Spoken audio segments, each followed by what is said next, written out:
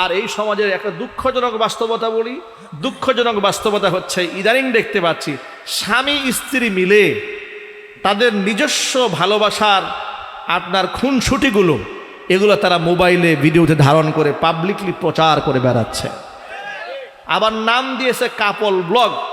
নাউজুবিল্লাহ, একটু জোরে বলেন, আরো জোরে বলেন নাউজুবিল্লাহ। নবী করিম সাল্লাল্লাহু আলাইহি সাল্লাম বলেছেন ১৫০০ বছর আগে, সিনফান মিন আহলিন নারি লাম আরহুমা। ও সাহাবীরা শোনো, জাহান্নামের দুইটা শ্রেণী আমি নবীজি আমার জামানায় দেখিনি। ওরা কিয়ামতের আগে দুনিয়াতে এদের আগমন ঘটবে, দুইটা শ্রেণী জাহান্নামে যাবে। এদের মধ্যে একটা শ্রেণী পুরুষ আর একটা শ্রেণী হচ্ছে নারী। যে পুরুষ শ্রেণীরা জাহান্নামে, যাদের খাসলাত কি, বৈশিষ্ট্য কি? রিজালুন বিআইদিহিম সিয়াতুন কাআযনাবিল বাকারি ইয়াদরিবুনা বিহান নাস। ওই সমস্ত পুরুষ এমন লাঠিয়াল গুন্ডা বাহিনী এরা হবে, এদের হাতের মধ্যে গরুর লেজের মতো লাঠি থাকবে, অন্যায়ভাবে মানুষদেরকে প্রহার করবে। এমন গুন্ডা বাহিনী এলাকার মধ্যে আছে না নাই? হতে পারে সেটা সন্ত্রাসী দল কিংবা রাজনৈতিক দলের ছত্রছায়া গুন্ডা বাহিনী হয়ে ঘুরে বেড়ায়, চাঁদাবাজি করে, আসে না নাই? মানুষদেরকে প্রহার করে, মানুষদেরকে পিটায়। রাসূল বলেছেন এই সমস্ত পুরুষরা জাহান্নামে। জোরে কর নাউজুবিল্লাহ। যুবকেরা, আল্লাহ শক্তি দিয়েছেন, এই শক্তি চাঁদাবাজিতে কাজে লাগাবো না। আল্লাহ শক্তি দিয়েছেন, আল্লাহর পথেই কাজে লাগাবো। দ্বিতীয় নাম্বার হচ্ছে নিসাউন, এমন কিছু মহিলাদের আবির্ভাব ঘটবে কিয়ামতে। মহিলা মানুষ কেমন মহিলা? শোনো, আলামত শুনে নাও। নিসাউন কাসিয়াতুন আরিয়াতুন, এমন মহিলা হবে তারা যারা পোশাক পরেও উলঙ্গ হয়ে থেকে যাবে। এমন পোশাক পরবে, পোশাক পরা যে কথা, না পরাও একই কথা। এখন প্রশ্ন হলো, এমন পোশাক আবার কেমন পোশাক? পোশাক পরলে তো মানুষ পোশাক পরিধানকারী হয়ে গেল, উলঙ্গ কি করে হলো? মুহাদ্দিসরা দুইটা ব্যাখ্যা করেছেন। এক নাম্বার ব্যাখ্যা হচ্ছে এত পাতলা পোশাক মহিলারা পরবে, ভিতরের অঙ্গ প্রত্যঙ্গ বাহির থেকে বোঝা যাবে, এ একটা ব্যাখ্যা। আরেকটা ব্যাখ্যা হচ্ছে বেশি পাতলা পরবে না, ভারী পরবে, কিন্তু এত টাইট ফিট বডির সাথে লেগে থাকবে, শরীরের অঙ্গ প্রত্যঙ্গের ভাঁজ বাহির থেকে বোঝা যাবে।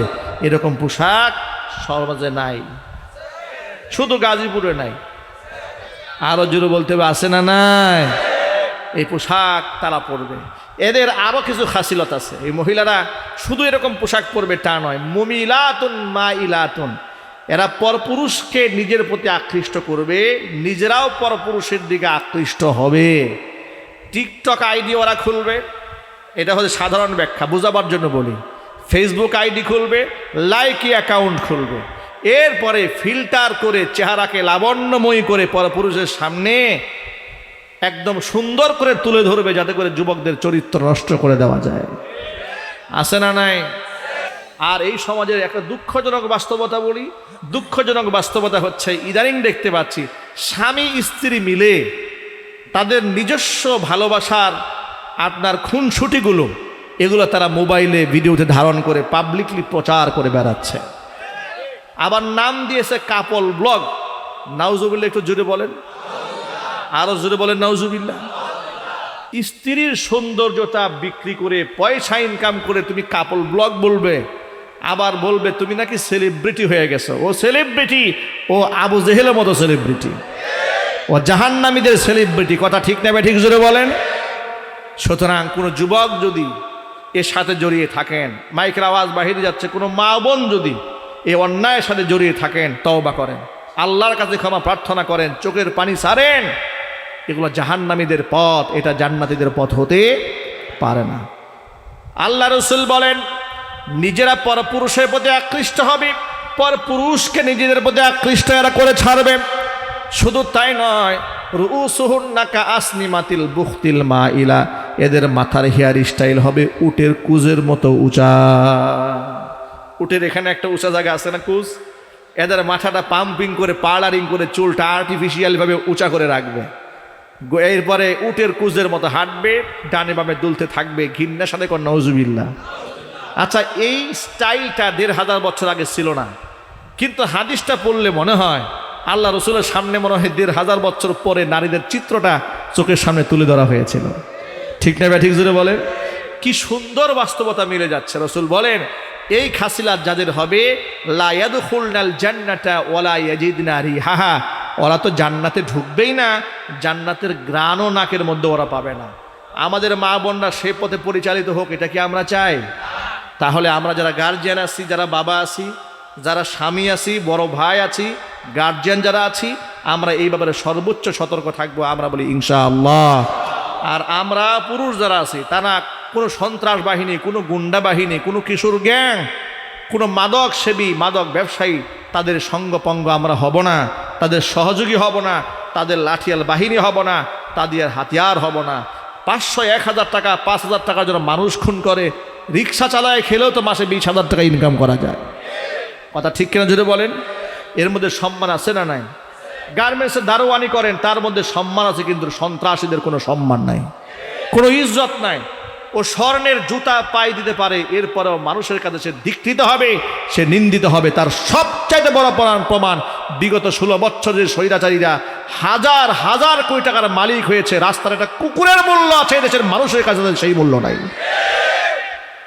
সুতরাং এই রিজিকের কোনো দাম নাই, এই রিজিকের মধ্যে লানত আছে, বদদুয়া আছে, মানুষের চোখের পানি আছে। আমি সেই রিজিকের মালিক হতে চাই না, আমি সেই রিজিকের মালিক হতে চাই যে রিজিক আমাকে জান্নাতে নিয়ে যাবে। যুবকেরা পারবে তো ইনশাআল্লাহ? আল্লাহ রাব্বুল আলামিন আমাদের সকলকে কবুল করেন, মঞ্জুর করেন, জোরে কোন আমিন। আজকের পর থেকে 5 ওয়াক্ত নামাজ বা জামাত আদায়ের তৌফিক দান করেন। যুবকেরা মুখের দাড়িটা রাখবেন তো ইনশাআল্লাহ, 5 ওয়াক্ত নামাজ পড়বেন তো ইনশাআল্লাহ। বউকে বেপর্দায় মার্কেটে পাঠাবেন তো? সুদের ব্যবসা করবেন? ঘুষ খাবেন? ঘুষ দেবেন? মানুষের লাঠিয়াল বাহিনী হবেন? গুন্ডা বাহিনী হবেন? মাদক সেবী, মাদক ব্যবসায়ী, মাদক কারবারি সহযোগী? আল্লাহ পাক হেফাজত করেন। প্রশাসনকে বলছি, আপনারা জঙ্গি সংগঠনের বিরুদ্ধে বিগত জীবনে মোটামুটি সোচ্চার হয়েছেন, আপনাদেরকে আরো স্ট্রং ভূমিকা পালন করতে হবে।